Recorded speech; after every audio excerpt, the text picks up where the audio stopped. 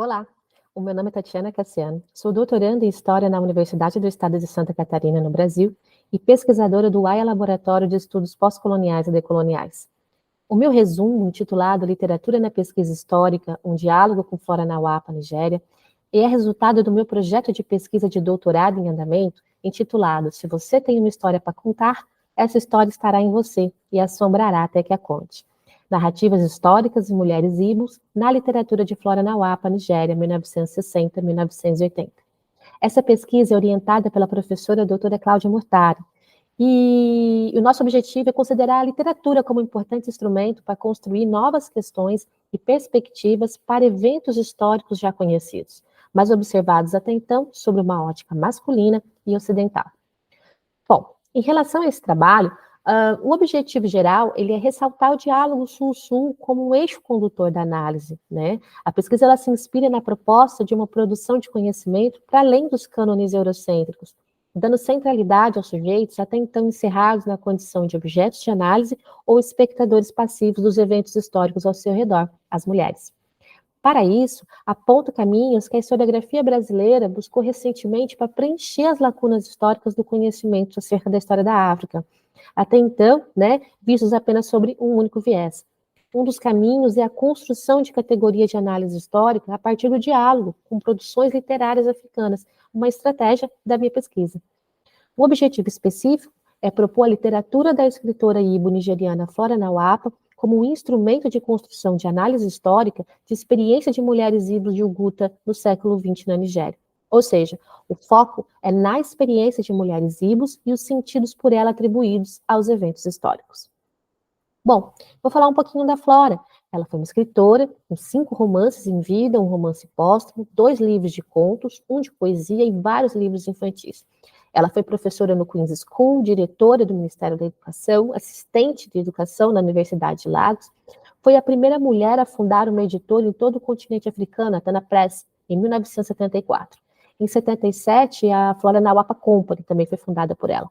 Foi servidora pública no pós-guerra, ocupou cargos, né? E também foi conhecida por seu trabalho junto ao governo na reconstrução do país após a Guerra de Biafra, quando ela trabalhou com órfãos e refugiados que foram deslocados durante a guerra.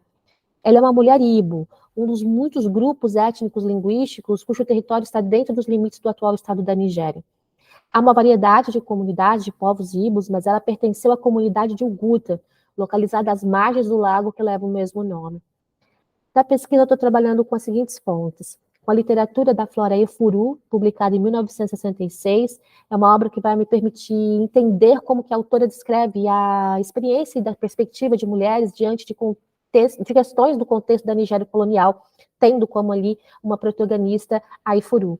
E também a obra Woman Are Different, que foi publicada em 1986. Nesta obra, a Flora ela descreveu a experiência de 3 amigas, Rose, Agnes e Dora, desde a juventude até a vida adulta, para adaptar aos desafios das mudanças na Nigéria no pós-independência, assim como as contradições que afetavam as relações entre homens e mulheres nesse contexto. Também estão inseridos nessas fontes entrevistas, ensaio da autora e também outros documentos obtidos numa pesquisa em loco nos arquivos do Centro de Estudos Afro-Orientais em Salvador, na Bahia, e no acervo online da Biblioteca de Londres, como, por exemplo, artigos de jornais. As reflexões teóricas e metodológicas desenvolvidas na pesquisa, elas são decorrentes deste diálogo sul-sul, com autores e autoras, cujos nomes estão em parênteses aí no slide, mas diferentes contextos, que propõem ferramentas teóricas e metodológicas contra-hegemônicas. Né? Eu começo com a ideia de problematizar a própria ideia de África, reconhecer a diversidade de povos que vivem no continente, mas também levar à ampliação de um referencial teórico, como eu disse, num diálogo sul-sul, mas também com a incorporação de produção intelectual de mulheres africanas. A incorporação não só teórica, mas de novas metodologias e fontes de investigação histórica. E isso é essencial para analisar a experiência de mulheres, por exemplo, a partir da literatura, da oralidade, costumes e muitos outros. Também considerar o locus de enunciação das pessoas da pesquisa, a questão da tripla temporalidade numa produção literária, como no caso da produção da Flora, entendendo que o pesquisador ou a pesquisadora, ele também está presente nas perguntas que são feitas, né? Porque ele não é neutra. E a pesquisa, ela vai partir de perguntas feitas por sujeitos situados geopoliticamente. E, por fim, a importância da interseccionalidade na análise historiográfica, especialmente para compreender a experiência de pessoas que vivenciaram a violência colonial.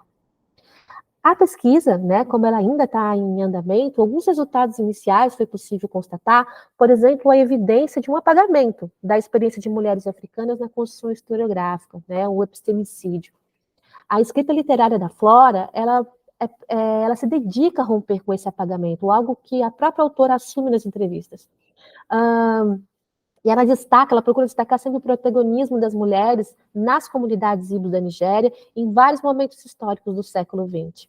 No atual momento da pesquisa, eu tenho incorporado novas fontes, né, novas referências, como, por exemplo, a questão da ideia de fissura que foi desenvolvida pelo professor Maldonado Torres, fissura epistêmica como uma ferramenta para tentar compreender e interpretar a produção da Flora.